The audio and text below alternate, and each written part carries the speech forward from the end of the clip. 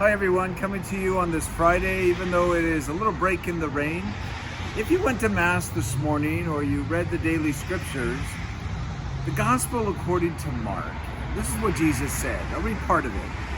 He said, "To what shall we compare the kingdom of God? To what parable can we use it?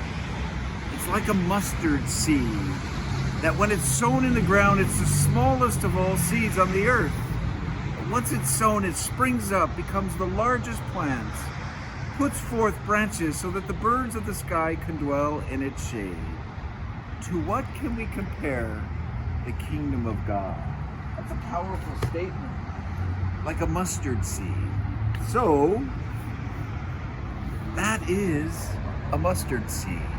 See how tiny and small that tiny little seed, and Jesus says, that's the kingdom of God.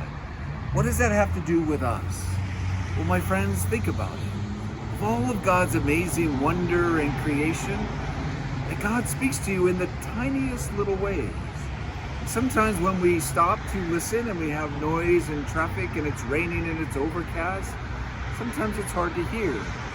Maybe that's a metaphor for our life. But God says the mustard seed, that we experience God in the little ways, the simple ways. Maybe it's a voice that you hear in prayer. Maybe it's a reaching out to somebody who you know is in need. Maybe it's just continuing to do random acts of kindness, whatever it may be. Letting go of some of the things that we've been carrying with us. It's those small, simple things right here, right now, in this moment of time.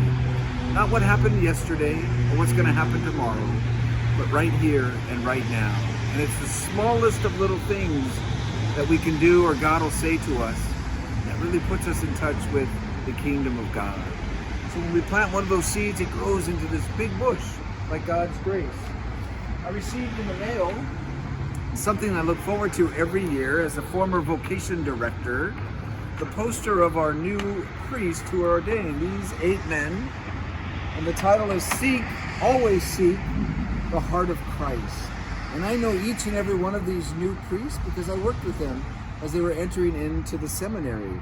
For example, Father Michael Mesa, he left medical school at USC because he heard a small voice in his heart, Jesus saying, "Come, follow me."